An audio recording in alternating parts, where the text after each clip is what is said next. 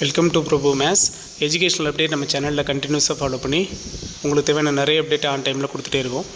அந்த வரிசையில் பார்த்திங்கன்னா தமிழ்நாடு அக்ரிகல்ச்சுரல் யூனிவர்சிட்டியில் இப்போது நேற்றுக்கு இதுக்கு முன்னாடி பார்த்திங்கன்னா என்ஆர்ஐ அண்ட் இண்டஸ்ட்ரியல் கோட்டாக்கு கவுன்சிலிங் வந்து கம்ப்ளீட் பண்ணி முடிச்சிருக்காங்க. இன்பர்சன் மோடில் கவுன்சிலிங்கை.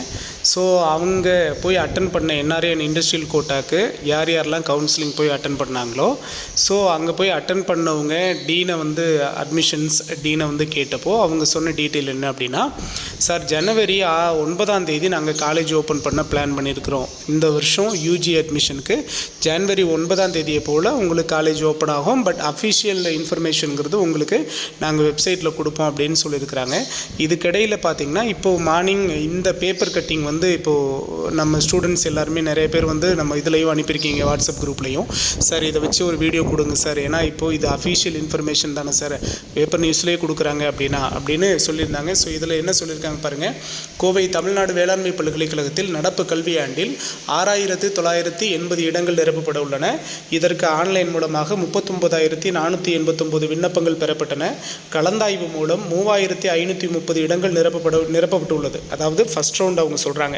ஃபஸ்ட் ரவுண்டு கவுன்சிலிங்கில் கம்ப்ளீட் பண்ண சீட் அலாட்மெண்ட் வந்து 3530. இதில் பார்த்திங்கன்னா நமக்கு ஃபஸ்ட் ரவுண்டு சர்டிஃபிகேட் வெரிஃபிகேஷன் முடிஞ்சதுக்கப்புறம் 1159 சீட்ஸ் வந்து நமக்கு வேக்கண்ட் இருந்தது. 1159 சீட் வந்து வேக்கண்ட் இருந்தது. இதுவுமே ஆல்ரெடி நம்ம ஒரு பேப்பர் கட்டிங்காக பார்த்துருந்தோம். சரிங்களா? அவங்களுக்கு பார்த்திங்கன்னா 21 வந்து கன்ஃபர்மேஷன் டேட்டா கொடுத்துருந்தாங்க.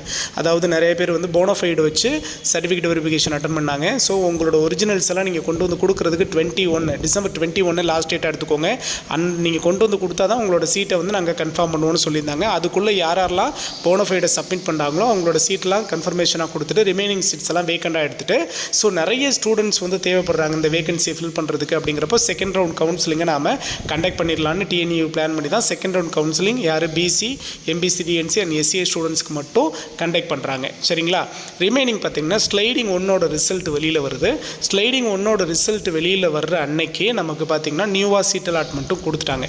கிட்டத்தட்ட 640 பேர்கிட்ட நியூ சீட் அலாட்மெண்ட் கொடுத்து அவங்க எல்லாரையும் சர்டிஃபிகேட் வெரிஃபிகேஷனுக்காக வர சொல்லிட்டாங்க. செகண்ட் ரவுண்ட் சர்டிஃபிகேட் வெரிஃபிகேஷனும் முடிஞ்சிருச்சு. இப்போ நம்ம எல்லாருமே வெயிட் பண்ணுறது செகண்ட் ரவுண்ட் ஸ்லைடிங் அண்ட் அடுத்த ரவுண்ட் சீட் அலாட்மெண்ட்டுக்காக வெயிட் பண்ணுறோம். நெக்ஸ்ட் ரவுண்ட் ஸ்லைடிங்கோட ரிசல்ட் பார்த்திங்கன்னா உங்களுக்கு நாளைக்கு ரிலீஸ் ஆகிறதுக்கு சான்ஸ் இருக்குது. நாளை அல்லது நாளை மறுநாள் இந்த 2 நாளுக்குள்ளே ரிலீஸ் ஆகிறதுக்கு சான்ஸ் இருக்குது. ஏன்னா அப்படி தான் யூனிவர்சிட்டியில் நம்ம கேட்டப்போ சொல்லியிருக்கிறாங்க. ஸோ அது வந்து டிலே ஆகிறதுக்கு சான்ஸ் இருக்காது அப்படிங்கிறது ஒரு நம்பிக்கை. இதுக்கிடையில் பார்த்திங்கன்னா இப்போ ரிலீஸ் ஆகிருக்கிற இந்த பேப்பர் கட்டிங்கில் அவங்க சொல்லியிருக்கிறது வரும் ஜனவரி 6 வேளாண்மை பல்கலைக்கழக உறுப்பு மற்றும் இணைப்பு கல்லூரிகளில் 1ஆம் ஆண்டு மாணவர்களுக்கான வகுப்புகள் துவங்குது அப்படின்னு. வகுப்புகள் துவங்குது சம்மந்தமாக, அதாவது காலேஜ் ஓப்பன் டேட் சம்மந்தமாக அஃபிஷியலாகவே நமக்கு பேப்பர் நியூஸ் ஒன்று இருக்குது. ஸோ இந்த டேட்டில் ஓப்பன் பண்ணிட்டாங்கன்னா ஹாப்பி தான். நாமளும் சொல்லிகிட்டே இருந்தோம் ஜனவரி 6 தானே. பட் நேற்றுக்கு போனவங்ககிட்ட ஜனவரி 9 சொன்னதுனால தான் ஒரு கன்ஃபியூஷன்.